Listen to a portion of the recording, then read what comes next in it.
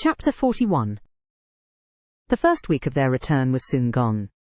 The second began. It was the last of the regiment's stay in Meryton, and all the young ladies in the neighbourhood were drooping apace. The dejection was almost universal. The elder Miss Bennets alone was still able to eat, drink, and sleep, and pursue the usual course of their employments.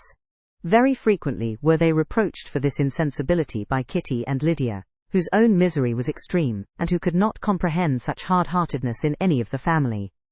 "Good heaven, what is to become of us? What are we to do?" would they often exclaim in the bitterness of woe. "How can you be smiling so, Lizzie?" Their affectionate mother shared all their grief. She remembered what she had herself endured on a similar occasion 25 years ago. "I am sure," said she, "I cried for 2 days together when Colonel Miller's regiment went away. I thought I should have broke my heart." "I am sure I shall break mine," said Lydia. "If one could but go to Brighton," observed Mrs. Bennet. "Oh yes, if one could but go to Brighton. But papa is so disagreeable. A little sea bathing would set me up forever, and my Aunt Phillips is sure it would do me a great deal of good," added Kitty. Such were the kind of lamentations resounding perpetually through Longbourn House. Elizabeth tried to be diverted by them, but all sense of pleasure was lost in shame. She felt anew the justice of Mr. Darcy's objections, and never had she before been so much disposed to pardon his interference in the views of his friend.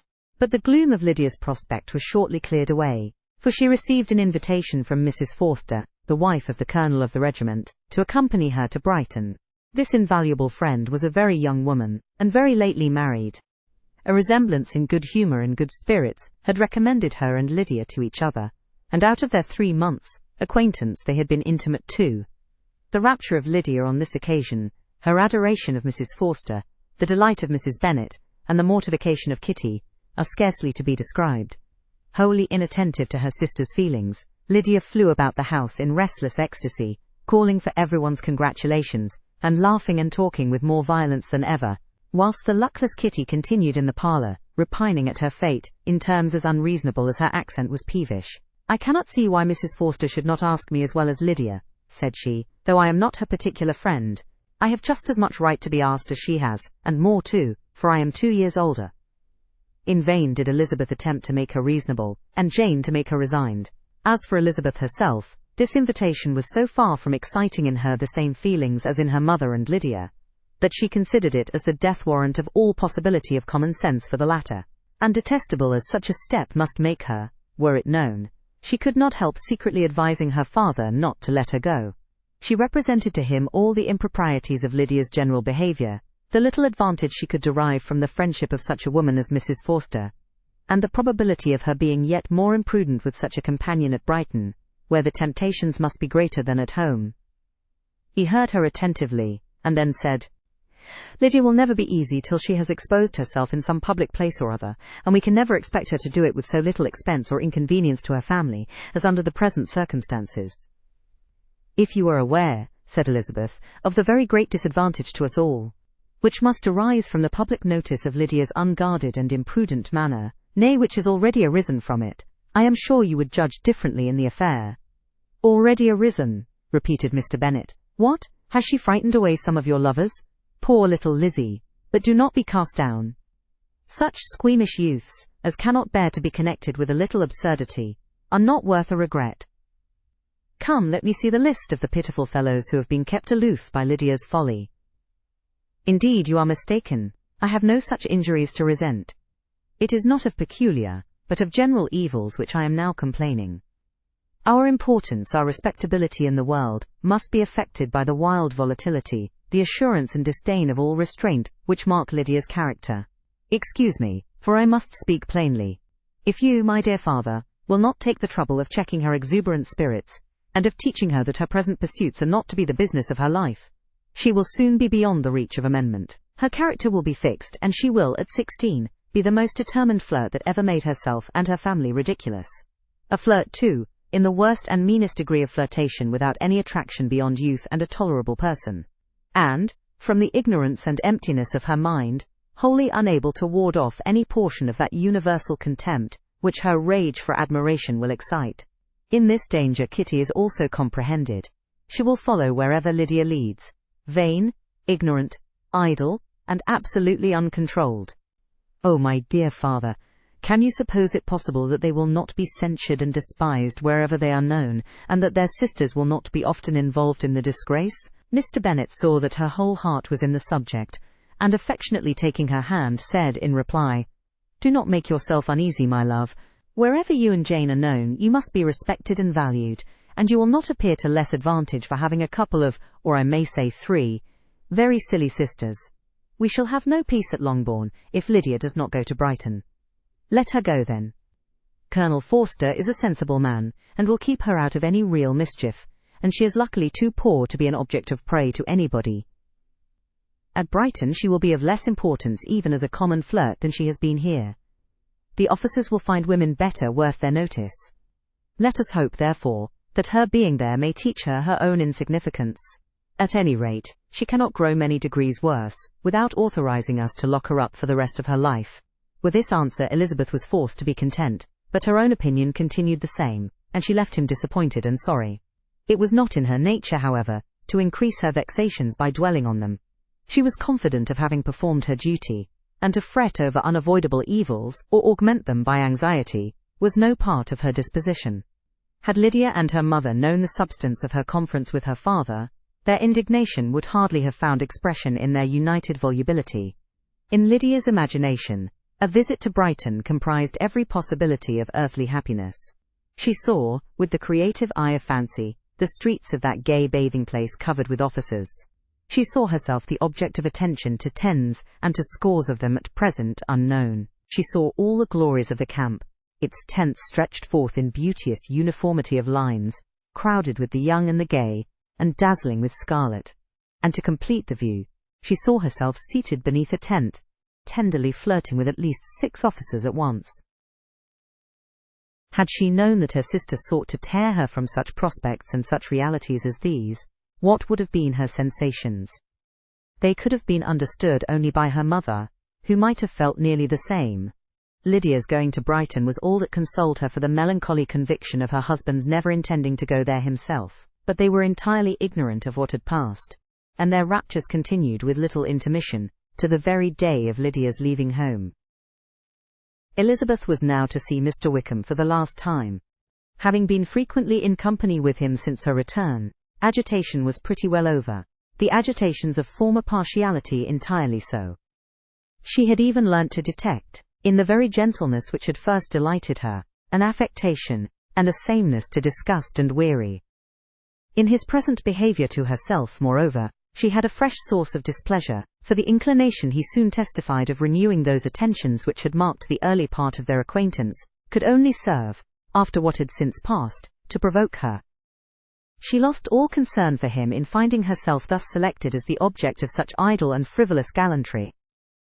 And while she steadily repressed it, could not but feel the reproof contained in his believing, that however long, and for whatever cause, his attentions had been withdrawn, her vanity would be gratified, and her preference secured at any time, by their renewal. On the very last day of the regiment's remaining in Meryton, he dined with others of the officers at Longbourn. And so little was Elizabeth disposed to part from him in good humour, that, on his making some inquiry as to the manner in which her time had passed at Hunsford, she mentioned Colonel Fitzwilliam's and Mr. Darcy's having both spent 3 weeks at Rosings, and asked him if he were acquainted with the former. He looked surprised, displeased, alarmed, but with a moment's recollection, and a returning smile, replied that he had formerly seen him often, and after observing that he was a very gentlemanlike man, asked her how she had liked him. Her answer was warmly in his favour.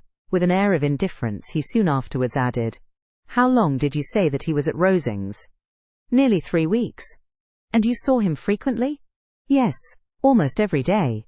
"His manners are very different from his cousin's." "Yes, very different. But I think Mr. Darcy improves on acquaintance."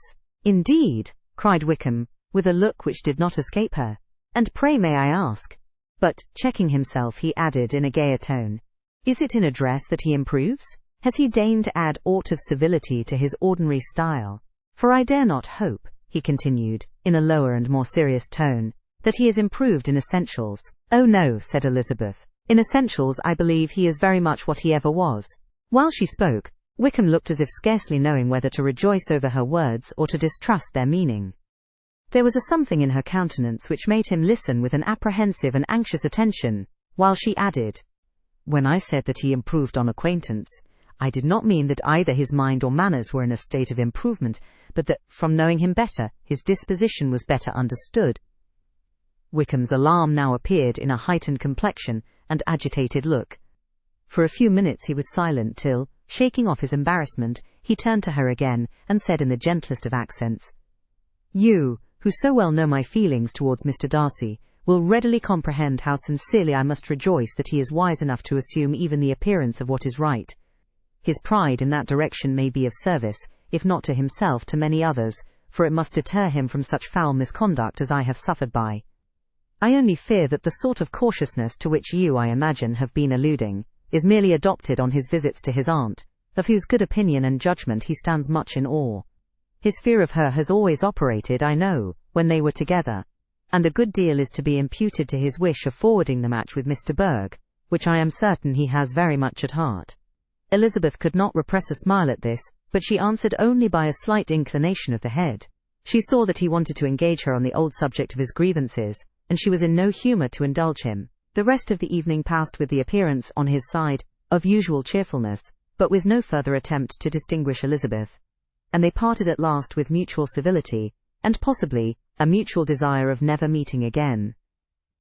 When the party broke up, Lydia returned with Mrs. Forster to Meryton, from whence they were to set out early the next morning. The separation between her and her family was rather noisy than pathetic. Kitty was the only one who shed tears, but she did weep from vexation and envy. Mrs. Bennet was diffuse in her good wishes for the felicity of her daughter, and impressive in her injunctions that she would not miss the opportunity of enjoying herself as much as possible. Advice which there was every reason to believe would be attended to, and in the clamorous happiness of Lydia herself in bidding farewell, the more gentle adieus of her sisters were uttered without being heard. Chapter 42. Had Elizabeth's opinion been all drawn from her own family, she could not have formed a very pleasing picture of conjugal felicity or domestic comfort. Her father, captivated by youth and beauty, and that appearance of good humour which youth and beauty generally give, had married a woman whose weak understanding and illiberal mind had very early in their marriage put an end to all real affection for her. But Mr. Bennet was not of a disposition to seek comfort for the disappointment which his own imprudence had brought on in any of those pleasures which too often console the unfortunate for their folly or their vice. He was fond of the country and of books, and from these tastes had arisen his principal enjoyments. To his wife he was very little otherwise indebted than as her ignorance and folly had contributed to his amusement. This is not the sort of happiness which a man would in general wish to owe to his wife. But where other powers of entertainment are wanting, the true philosopher will derive benefit from such as are given. Elizabeth, however, had never been blind to the impropriety of her father's behaviour as a husband. She had always seen it with pain, but respecting his abilities and grateful for his affectionate treatment of herself, she endeavoured to forget what she could not overlook, and to banish from her thoughts that continual breach of conjugal obligation and decorum, which, in exposing his wife to the contempt of her own children, was so highly reprehensible, that she had never felt so strongly as now the disadvantages which must attend the children of so unsuitable a marriage, nor ever been so fully aware of the evils arising from so ill-judged a direction of talents which, rightly used, might at least have preserved the respectability of his daughters, even if incapable of enlarging the mind of his wife. When Elizabeth had rejoiced over Wickham's departure, she found little other cause for satisfaction in the loss of the regiment. Their parties abroad were less varied than before, and at home she had a mother and sister, whose constant repinings at the dullness of everything around them threw a real gloom over their domestic circle. And though Kitty might in time regain her natural degree of sense, since the disturbers of her brain were removed, her other sister, from whose disposition greater evil might be apprehended, was likely to be hardened in all her folly and assurance by a situation of such double danger as a watering place and a camp. Upon the whole, therefore, she found, what has been sometimes found before, that an event to which she had looked forward with impatient desire did not, in taking place, bring all the satisfaction she had promised herself. It was consequently necessary to name some other period for the commencement of actual felicity, to have some other point on which her wishes and hopes might be fixed, and by again enjoying the pleasure of anticipation, console herself for the present, and prepare for another disappointment. Her tour to the lakes was now the object of her happiest thoughts. It was her best consolation for all the uncomfortable hours which the discontentedness of her mother and Kitty made inevitable. And could she have included Jane in the scheme, every part of it would have been perfect. But it is fortunate, thought she, that I have something to wish for. Were the whole arrangement complete, my disappointment would be certain. But here, by carrying with me one ceaseless source of regret in my sister's absence, I may reasonably hope to have all my expectations of pleasure realized. A scheme of which every part promises delight can never be successful, and general disappointment is only warded off by the defense of some little peculiar vexation. When Lydia went away, she promised to write very often and very minutely to her mother and Kitty. But her letters were always long expected, and always very short. Those to her mother contained little else than that they were just returned from the library, where such and such officers had attended them, and where she had seen such beautiful ornaments as made her quite wild, that she had a new gown, or a new parasol, which she would have described more fully, but was obliged to leave off in a violent hurry, as Mrs. Forster called her, and they were going to the camp, and from her correspondence with her sister, there was still less to be learnt, for her letters to Kitty, though rather longer, were much too full of lines under the words to be made public. After the first fortnight, or 3 weeks of her absence, health, good humour and cheerfulness began to reappear at Longbourn. Everything wore a happier aspect. The families who had been in town for the winter came back again, and summer finery, and summer engagements arose. Mrs. Bennet was restored to her usual querulous serenity, and by the middle of June Kitty was so much recovered as to be able to enter Meryton without tears. An event of such happy promise as to make Elizabeth hope that by the following Christmas she might be so tolerably reasonable as not to mention an officer above once a day unless, by some cruel and malicious arrangement at the War Office, another regiment should be quartered in Meryton. The time fixed for the beginning of their northern tour was now fast approaching, and a fortnight only was wanting of it, when a letter arrived from Mrs. Gardiner, which at once delayed its commencement and curtailed its extent. Mr. Gardiner would be prevented by business from setting out till a fortnight later in July, and must be in London again within a month. And as that left too short a period for them to go so far, and see so much as they had proposed, or at least to see it with the leisure and comfort they had built on, they were obliged to give up the lakes, and substitute a more contracted tour, and according to the present plan, were to go no farther northward than Derbyshire. In that county, there was enough to be seen to occupy the chief of their 3 weeks. And to Mrs. Gardiner it had a peculiarly strong attraction. The town where she had formerly passed some years of her life, and where they were now to spend a few days, was probably as great an object of her curiosity as all the celebrated beauties of Matlock, Chatsworth, Dovedale, or the Peak. Elizabeth was excessively disappointed. She had set her heart on seeing the lakes, and still thought there might have been time enough. But it was her business to be satisfied, and certainly her temper to be happy, and all was soon right again. With the mention of Derbyshire, there were many ideas connected. It was impossible for her to see the word without thinking of Pemberley and its owner. But surely, said she, I may enter his county with impunity, and rob it of a few petrified spars, without his perceiving me.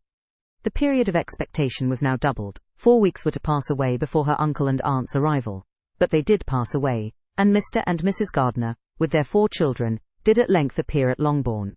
The children, 2 girls of 6 and 8 years old and 2 younger boys, were to be left under the particular care of their cousin Jane, who was the general favourite, and whose steady sense and sweetness of temper exactly adapted her for attending to them in every way, teaching them, playing with them, and loving them. The Gardiners stayed only 1 night at Longbourn, and set off the next morning with Elizabeth, in pursuit of novelty and amusement. One enjoyment was certain, that of suitableness as companions, a suitableness which comprehended health and temper to bear inconveniences, cheerfulness to enhance every pleasure, and affection and intelligence, which might supply it among themselves, if there were disappointments abroad. It is not the object of this work to give a description of Derbyshire, nor of any of the remarkable places through which their route thither lay. Oxford, Blenheim, Warwick, Kenilworth, Birmingham, etc., are sufficiently known. A small part of Derbyshire is all the present concern. To the little town of Lambton, the scene of Mrs. Gardiner's former residence, and where she had lately learned that some acquaintance still remained, they bent their steps, after having seen all the principal wonders of the country, and within 5 miles of Lambton, Elizabeth found from her aunt that Pemberley was situated. It was not in their direct road, nor more than a mile or two out of it. In talking over their route the evening before, Mrs. Gardiner expressed an inclination to see the place again. Mr. Gardiner declared his willingness, and Elizabeth was applied to for her approbation. "My love, should not you like to see a place of which you have heard so much?" said her aunt. "A place, too, with which so many of your acquaintance are connected. Wickham passed all his youth there, you know." Elizabeth was distressed. She felt that she had no business at Pemberley, and was obliged to assume a disinclination for seeing it. She must own that she was tired of great houses. After going over so many, she really had no pleasure in fine carpets or satin curtains. Mrs. Gardiner abused her stupidity. "If it were merely a fine house richly furnished," said she, "I should not care about it myself, but the grounds are delightful. They have some of the finest woods in the country." Elizabeth said no more, but her mind could not acquiesce. The possibility of meeting Mr. Darcy while viewing the place instantly occurred. It would be dreadful. She blushed at the very idea, and thought it would be better to speak openly to her aunt than to run such a risk. But against this there were objections, and she finally resolved that it could be the last resource, if her private inquiries as to the absence of the family were unfavourably answered. Accordingly, when she retired at night, she asked the chambermaid whether Pemberley were not a very fine place, what was the name of its proprietor, and, with no little alarm, whether the family were down for the summer. A most welcome negative followed the last question, and her alarms being now removed, she was at leisure to feel a great deal of curiosity to see the house herself, and when the subject was revived the next morning, and she was again applied to, could readily answer, and with a proper air of indifference, that she had not really any dislike to the scheme. To Pemberley, therefore, they were to go. Chapter 43.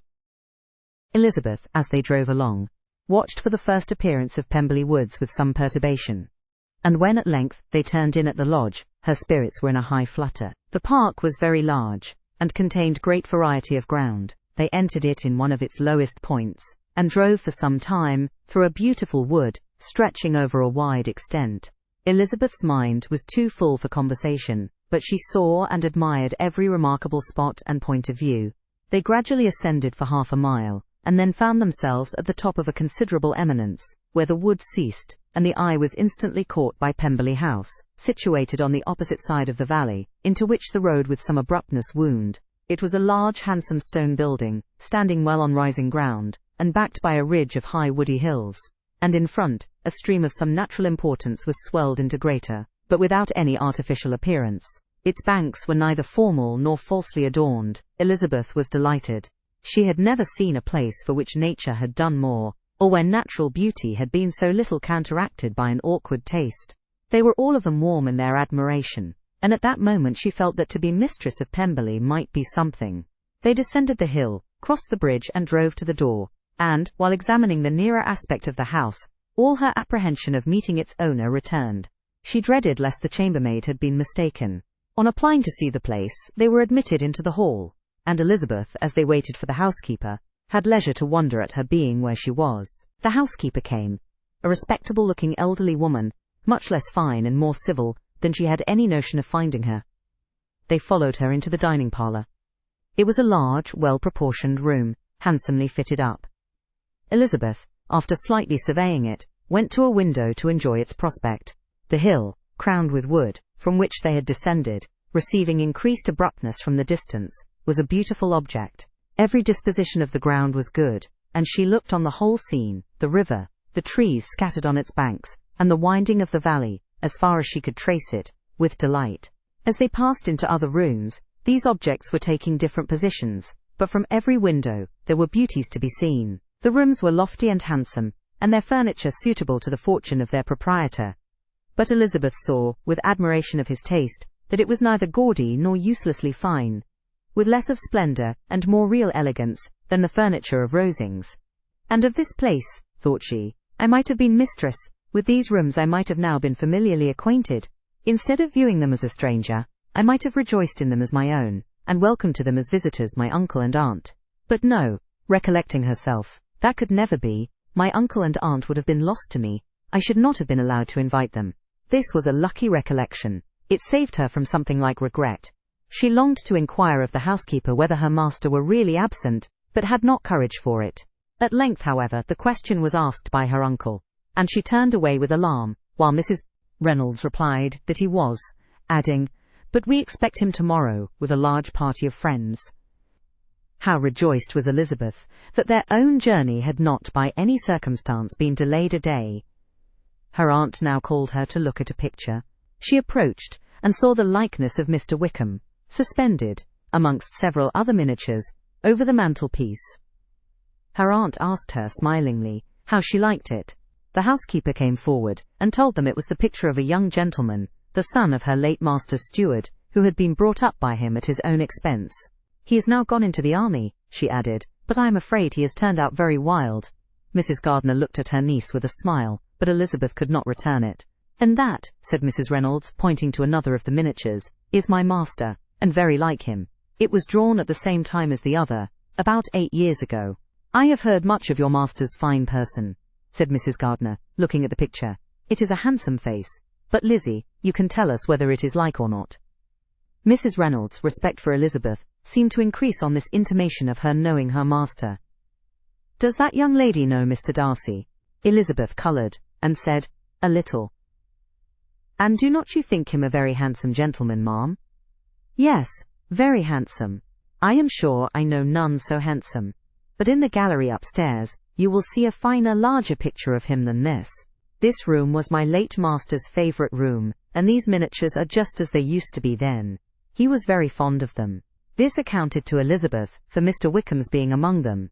Mrs. Reynolds then directed their attention to one of Miss Darcy, drawn when she was only 8 years old. "And is Miss Darcy as handsome as her brother?" said Mr. Gardiner. "Oh yes, the handsomest young lady that ever was seen, and so accomplished. She plays and sings all day long. In the next room is a new instrument just come down for her, a present from my master. She comes here tomorrow with him." Mr. Gardiner, whose manners were easy and pleasant, encouraged her communicativeness by his questions and remarks. Mrs. Reynolds, either from pride or attachment, had evidently great pleasure in talking of her master and his sister. "Is your master much at Pemberley in the course of the year?" "Not so much as I could wish, sir, but I dare say he may spend half his time here, and Miss Darcy is always down for the summer months." "Except," thought Elizabeth, "when she goes to Ramsgate. If your master would marry, you might see more of him." "Yes, sir, but I do not know when that will be. I do not know who is good enough for him." Mr. and Mrs. Gardiner smiled. Elizabeth could not help saying, "It is very much to his credit, I am sure, that you should think so." "I say no more than the truth, and what everybody will say that knows him," replied the other. Elizabeth thought this was going pretty far, and she listened with increasing astonishment, as the housekeeper added, "I have never had a cross word from him in my life, and I have known him ever since he was 4 years old." This was praise of all others most extraordinary, most opposite to her ideas. That he was not a good-tempered man had been her firmest opinion. Her keenest attention was awakened. She longed to hear more, and was grateful to her uncle for saying, "There are very few people of whom so much can be said. You are lucky in having such a master." "Yes, sir, I know I am. If I were to go through the world, I could not meet with a better. But I have always observed that they who are good-natured when children are good-natured when they grow up, and he was always the sweetest-tempered, most generous-hearted boy in the world." Elizabeth almost stared at her. "Can this be Mr. Darcy?" thought she. "His father was an excellent man," said Mrs. Gardiner. "Yes, ma'am, that he was indeed. And his son will be just like him, just as affable to the poor." Elizabeth listened, wondered, doubted, and was impatient for more. Mrs. Reynolds could interest her on no other point. She related the subjects of the pictures, the dimensions of the rooms, and the price of the furniture in vain.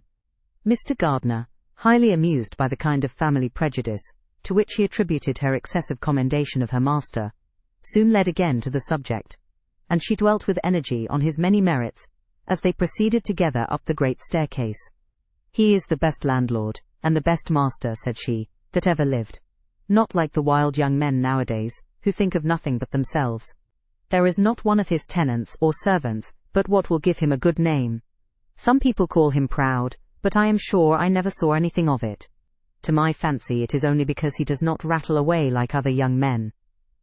"In what an amiable light does this place him," thought Elizabeth. "This fine account of him," whispered her aunt as they walked, "is not quite consistent with his behaviour to our poor friend. Perhaps we might be deceived. That is not very likely. Our authority was too good." On reaching the spacious lobby above, they were shown into a very pretty sitting room, lately fitted up with greater elegance and lightness than the apartments below, and were informed that it was but just done to give pleasure to Miss Darcy, who had taken a liking to the room, when last at Pemberley. "He is certainly a good brother," said Elizabeth as she walked towards one of the windows. Mrs. Reynolds anticipated Miss Darcy's delight when she should enter the room. "And this is always the way with him," she added. "Whatever can give his sister any pleasure is sure to be done in a moment. There is nothing he would not do for her." The picture gallery, and 2 or 3 of the principal bedrooms, were all that remained to be shown. In the former were many good paintings, but Elizabeth knew nothing of the art, and from such as had been already visible below, she had willingly turned to look at some drawings of Miss Darcy's, in crayons, whose subjects were usually more interesting, and also more intelligible. In the gallery, there were many family portraits, but they could have little to fix the attention of a stranger. Elizabeth walked on in quest of the only face whose features would be known to her. At last it arrested her, and she beheld a striking resemblance of Mr. Darcy, with such a smile over the face, as she remembered to have sometimes seen, when he looked at her. She stood several minutes before the picture, in earnest contemplation, and returned to it again before they quitted the gallery. Mrs. Reynolds informed them that it had been taken in his father's lifetime. There was certainly at this moment, in Elizabeth's mind, a more gentle sensation towards the original than she had ever felt in the height of their acquaintance. The commendation bestowed on him by Mrs. Reynolds was of no trifling nature. What praise is more valuable than the praise of an intelligent servant? As a brother, a landlord, a master, she considered how many people's happiness were in his guardianship, how much of pleasure or pain it was in his power to bestow, how much of good or evil must be done by him. Every idea that had been brought forward by the housekeeper was favourable to his character, and as she stood before the canvas, on which he was represented, and fixed his eyes upon herself, she thought of his regard with a deeper sentiment of gratitude than it had ever raised before. She remembered its warmth, and softened its impropriety of expression. When all of the house that was open to general inspection had been seen, they returned downstairs, and taking leave of the housekeeper, were consigned over to the gardener, who met them at the hall door. As they walked across the lawn towards the river, Elizabeth turned back to look again. Her uncle and aunt stopped also, and while the former was conjecturing as to the date of the building, the owner of it himself suddenly came forward from the road which led behind it to the stables. They were within 20 yards of each other, and so abrupt was his appearance that it was impossible to avoid his sight. Their eyes instantly met, and the cheeks of each were overspread with the deepest blush. He absolutely started, and for a moment seemed immovable from surprise, but shortly recovering himself, advanced towards the party, and spoke to Elizabeth, if not in terms of perfect composure, at least of perfect civility.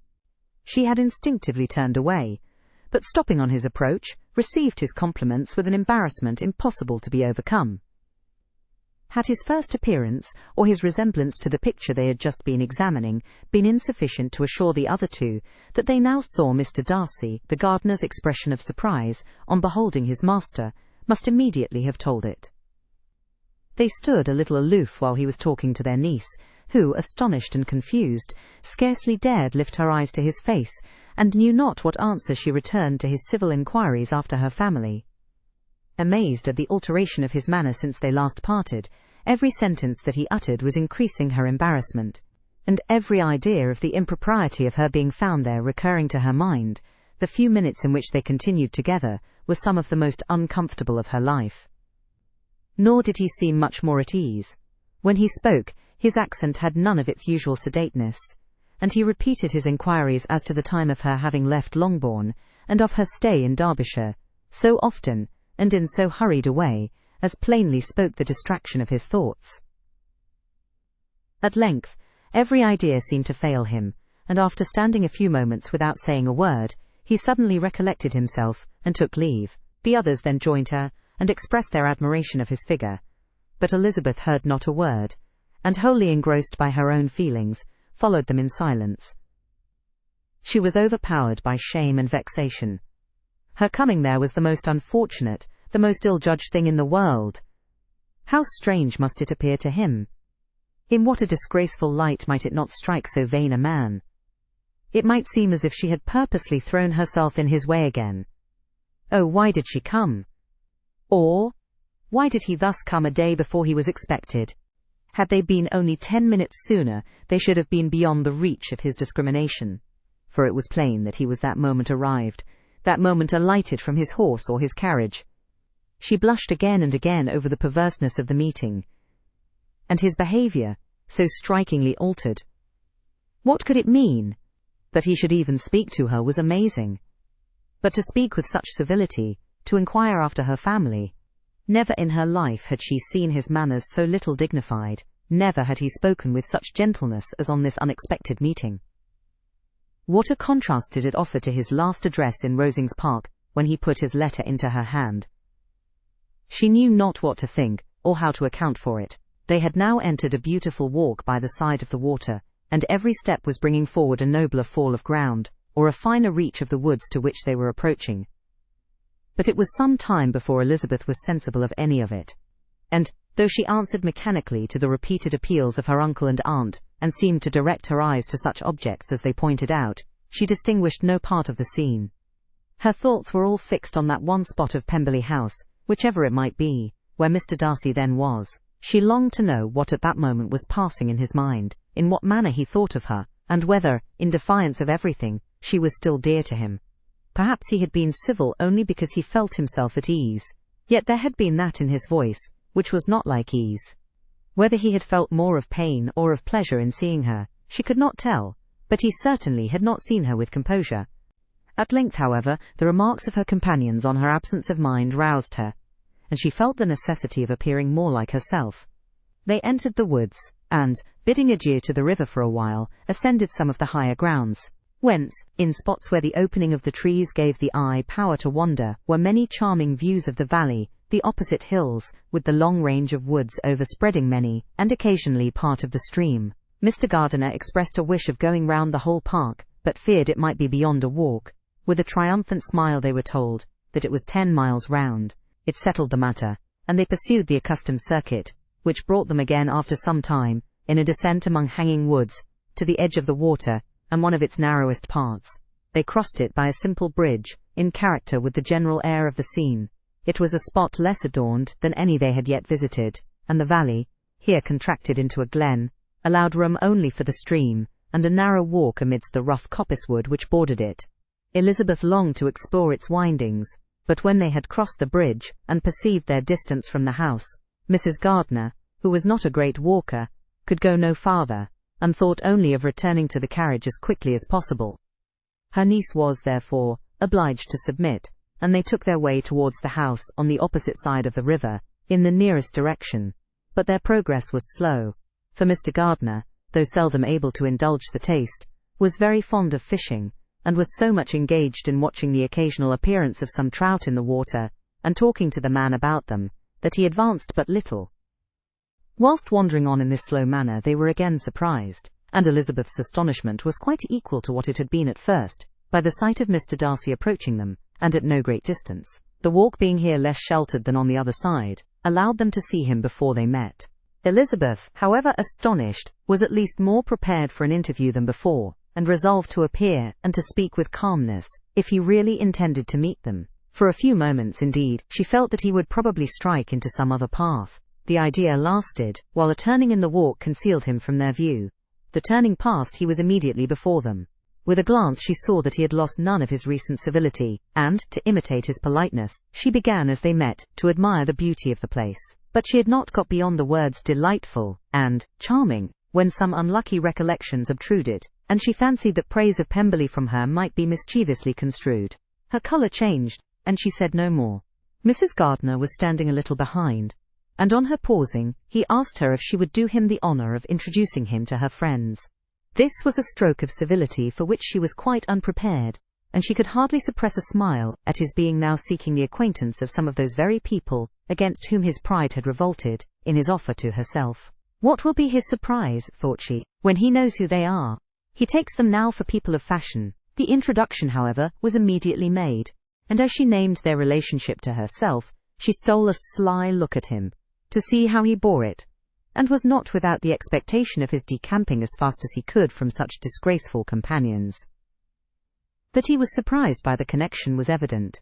He sustained it, however, with fortitude, and so far from going away, turned back with them, and entered into conversation with Mr. Gardiner. Elizabeth could not but be pleased, could not but triumph. It was consoling that he should know she had some relations for whom there was no need to blush. She listened most attentively to all that passed between them, and gloried in every expression, every sentence of her uncle, which marked his intelligence, his taste, or his good manners. The conversation soon turned upon fishing, and she heard Mr. Darcy invite him, with the greatest civility, to fish there as often as he chose, while he continued in the neighbourhood, offering at the same time to supply him with fishing tackle, and pointing out those parts of the stream where there was usually most sport. Mrs. Gardiner, who was walking arm in arm with Elizabeth, gave her a look expressive of her wonder.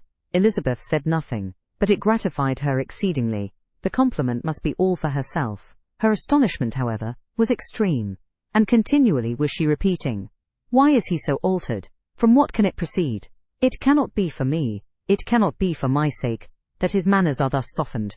My reproofs at Hunsford could not work such a change as this. It is impossible that he should still love me." After walking some time in this way, the two ladies in front, the two gentlemen behind, on resuming their places, after descending to the brink of the river for the better inspection of some curious water plant, there chanced to be a little alteration. It originated in Mrs. Gardiner, who, fatigued by the exercise of the morning, found Elizabeth's arm inadequate to her support, and consequently preferred her husband's. Mr. Darcy took her place by her niece, and they walked on together. After a short silence, the lady first spoke. She wished him to know that she had been assured of his absence before she came to the place, and accordingly began by observing that his arrival had been very unexpected. "For your housekeeper," she added, "informed us that you would certainly not be here till tomorrow, and indeed before we left Bakewell, we understood that you were not immediately expected in the country." He acknowledged the truth of it all, and said that business with his steward had occasioned his coming forward a few hours before the rest of the party, with whom he had been travelling. "They will join me early tomorrow," he continued, "and among them are some who will claim an acquaintance with you, Mr. Bingley and his sisters." Elizabeth answered only by a slight bow. Her thoughts were instantly driven back to the time when Mr. Bingley's name had been last mentioned between them, and if she might judge from his complexion, his mind was not very differently engaged. "There is also one other person in the party," he continued after a pause, "who more particularly wishes to be known to you. Will you allow me, or do I ask too much, to introduce my sister to your acquaintance during your stay at Lambton?" The surprise of such an application was great indeed. It was too great for her to know in what manner she acceded to it. She immediately felt that whatever desire Miss Darcy might have of being acquainted with her must be the work of her brother, and without looking farther, it was satisfactory. It was gratifying to know that his resentment had not made him think really ill of her. They now walked on in silence, each of them deep in thought. Elizabeth was not comfortable. That was impossible. But she was flattered and pleased. His wish of introducing his sister to her was a compliment of the highest kind. They soon outstripped the others, and when they had reached the carriage, Mr. and Mrs. Gardiner were half a quarter of a mile behind. He then asked her to walk into the house, but she declared herself not tired, and they stood together on the lawn. At such a time, much might have been said, and silence was very awkward. She wanted to talk, but there seemed an embargo on every subject. At last she recollected that she had been travelling, and they talked of Matlock and Dovedale with great perseverance. Yet time and her aunt moved slowly, and her patience and her ideas were nearly worn out before the tete-a-tete was over. On Mr. and Mrs. Gardiner's coming up, they were all pressed to go into the house and take some refreshment, but this was declined, and they parted on each side with the utmost politeness. Mr. Darcy handed the ladies into the carriage, and when it drove off, Elizabeth saw him walking slowly towards the house. The observations of her uncle and aunt now began, and each of them pronounced him to be infinitely superior to anything they had expected. "He's perfectly well behaved, polite, and unassuming," said her uncle. "There is something a little stately in him, to be sure," replied her aunt, "but it is confined to his air, and is not unbecoming. I can now say with the housekeeper that though some people may call him proud, I have seen nothing of it. I was never more surprised than by his behaviour to us. It was more than civil, it was really attentive, and there was no necessity for such attention. His acquaintance with Elizabeth was very trifling." "To be sure, Lizzie," said her aunt, He is not so handsome as Wickham, or rather he has not Wickham's countenance, for his features are perfectly good. But how came you to tell us that he was so disagreeable?" Elizabeth excused herself as well as she could, said that she had liked him better when they met in Kent than before, and that she had never seen him so pleasant as this morning. "But perhaps he may be a little whimsical in his civilities," replied her uncle. "Your great men often are, and therefore I shall not take him at his word about fishing, as he might change his mind another day, and warn me off his grounds." Elizabeth felt that they had entirely mistaken his character, but said nothing. "From what we have seen of him," continued Mrs. Gardiner, "I really should not have thought that he could have behaved in so cruel a way by anybody as he has done by poor Wickham. He has not an ill-natured look. On the contrary, there is something pleasing about his mouth when he speaks, and there is something of dignity in his countenance that would not give one an unfavourable idea of his heart. But to be sure, the good lady who showed us the house did give him a most flaming character. I could hardly help laughing aloud sometimes. But he is a liberal master, I suppose, and that, in the eye of a servant, comprehends every virtue." Elizabeth here felt herself called on to say something in vindication of his behaviour to Wickham, and therefore gave them to understand, in as guarded a manner as she could, that by what she had heard from his relations in Kent, his actions were capable of a very different construction, and that his character was by no means so faulty, nor Wickham so amiable as they had been considered in Hertfordshire.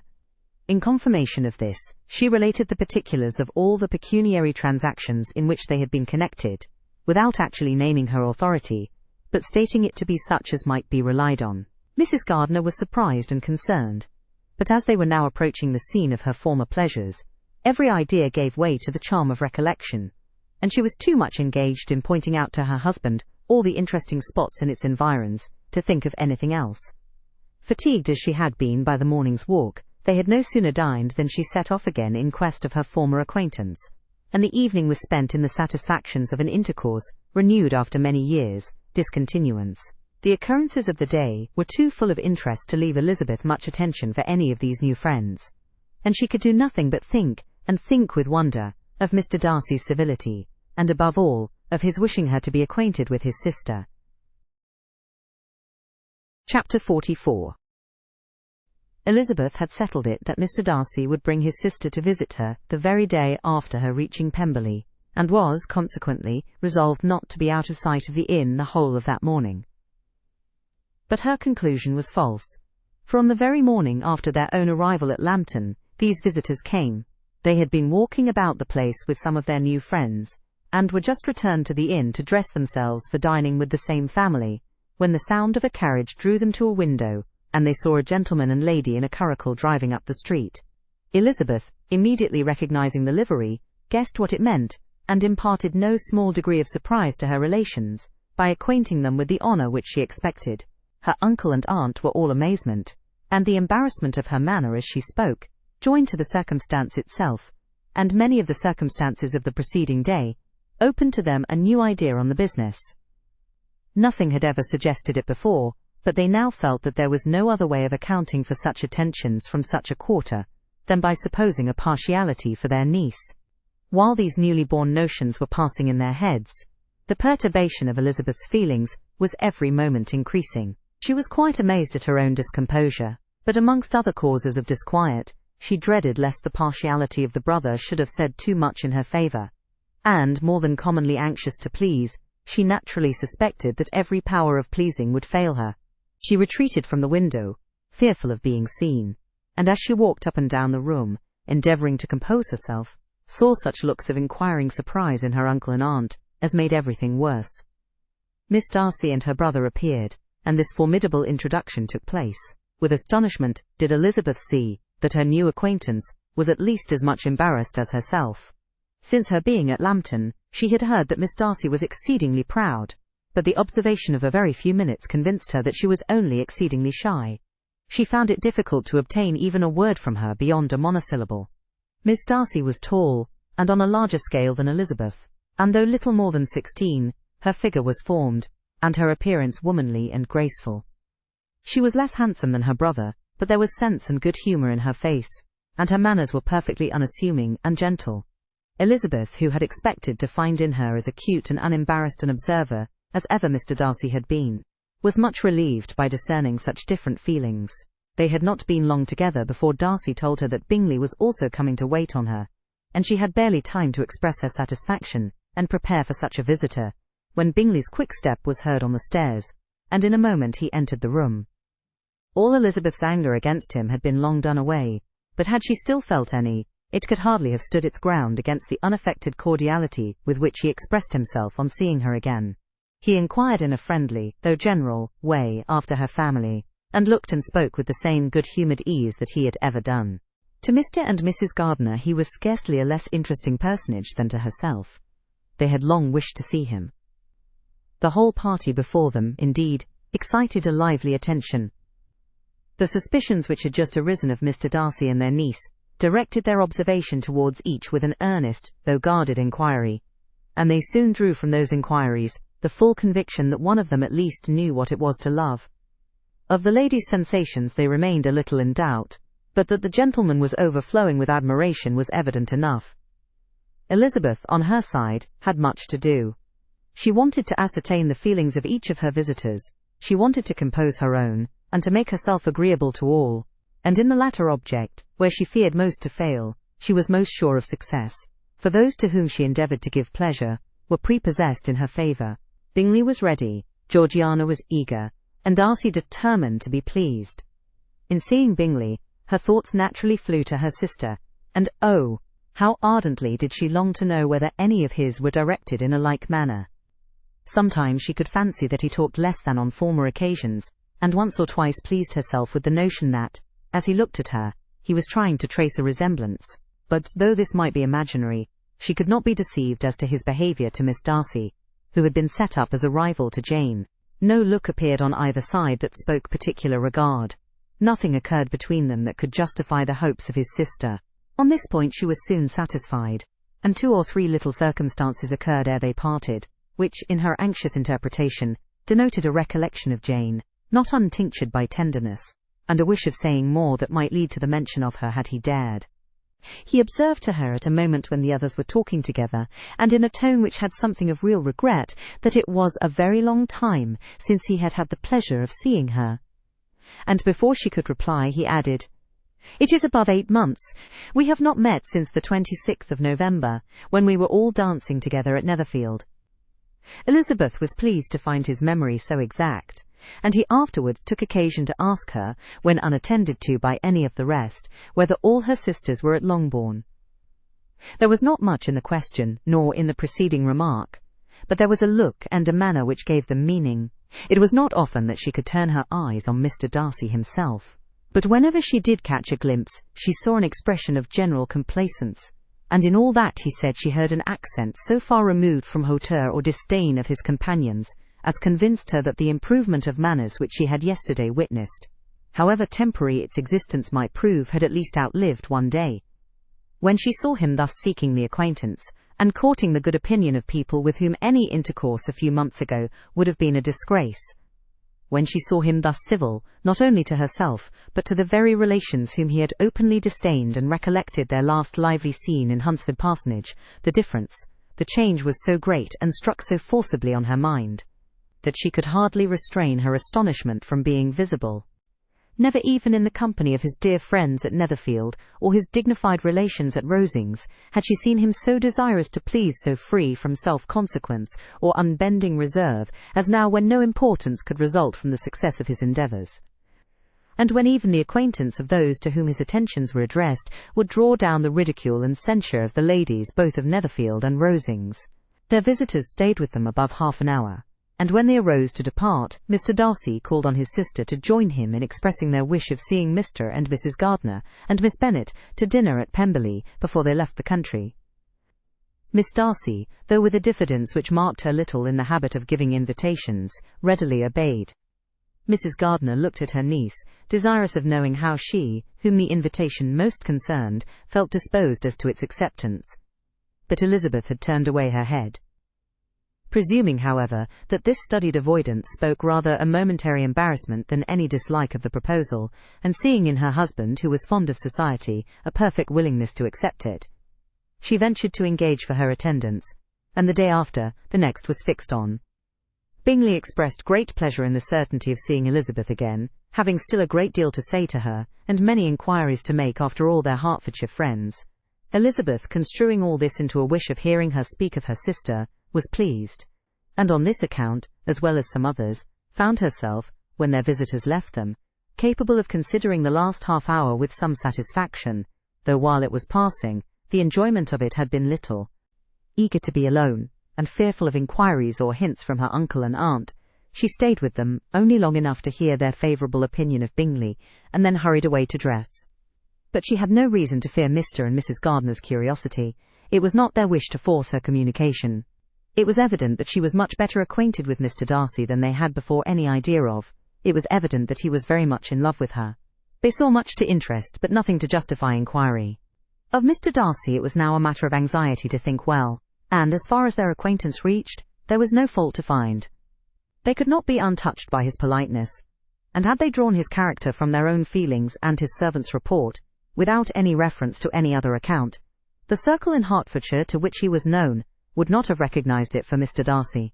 There was no interest, however, in believing the housekeeper, and they soon became sensible that the authority of a servant who had known him since he was 4 years old, and whose own manners indicated respectability, was not to be hastily rejected. Neither had anything occurred in the intelligence of their Lambton friends that could materially lessen its weight. They had nothing to accuse him of but pride. Pride he probably had, and if not, it would certainly be imputed by the inhabitants of a small market town where the family did not visit. It was acknowledged, however, that he was a liberal man, and did much good among the poor. With respect to Wickham, the travellers soon found that he was not held there in much estimation.